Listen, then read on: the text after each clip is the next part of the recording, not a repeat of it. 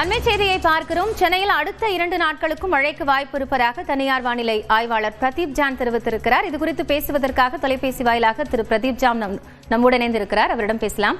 Sir, இப்போ இந்த 2 நாள் மழை தொடர்றதுக்கு என்ன வாய்ப்பு, எந்த அளவுக்கான மழை பொழிவு எதிர்பார்க்கலாம்? நமக்கு பாத்தீங்கன்னா கடந்த 19ஆம் தேதி நமக்கு வடகிழக்கு பருவமழை நமக்கு விடைபெற்று நம்ம பார்த்தோம்.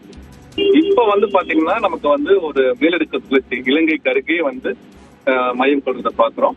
இதே நேரத்தில் நமக்கு காஷ்மீர் சைட்ல பாத்தீங்கன்னா நமக்கு ஒரு வெஸ்டர்ன் டிஸ்டர்பன்ஸ் வரத பாக்குறோம். இப்போ மேற்கு திசையில இருந்து ஒரு வெஸ்டர்ன் டிஸ்டர்பன்ஸ் காற்று இருக்கிறது. கிழக்கு திசையில இருந்து நமக்கு இந்த மேலடுக்கு சுழற்சினால நமக்கு ஈரப்பதம் ஒரு காற்று வரத பாக்குறோம். இப்போ இன்று பாத்தீங்கன்னா நமக்கு கடலோர மாவட்டங்கள், அதாவது டெல்டால இருந்து சென்னை வரைமே மிதமான மழை பெய்திருக்கு. எங்க கனமழை பெய்யவில்லை.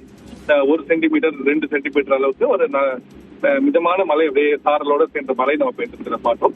இன்று காலை இந்த மாலை இரவு வரைக்குமே நம்ம இதே மாதிரி தொடர்ந்து அங்கங்க இந்த கடலோர மாவட்டங்கள், அதாவது டெல்டால இருந்து சென்னை போன்ற மாவட்டங்களுக்கு இந்த மழை தொடர்ந்து அப்பப்ப விட்டு கேப் இருக்கும், ஒரு மந்தமாகவே இருக்கும், அப்பப்போ ஒரு சாரல் மழை. ஸோ ஒரு அடர்ந்த மேகங்கள் இல்லை. ஸோ இருந்தாலுமே இந்த மாதிரி ஒரு மழைப்பாகம் இருக்கிறத பாக்குறோம்.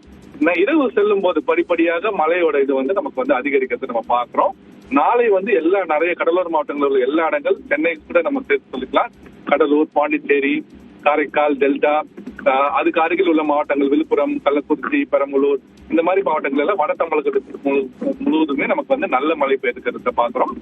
26ஆம் தேதி, அதாவது ரிபப்ளிக் டே அன்னைக்கு வரைக்குமே இந்த மழை காலை வரைக்குமே நம்ம தொடர்ந்து எதிர்பார்க்கிறோம். அதுக்கப்புறம் உள் மாவட்டங்கள் அது 26ஆம் தேதி மட்டும், 27ஆம் தேதியில இருந்து திருப்பி வறண்ட வானிலை தொடர்ந்து காணப்படும்.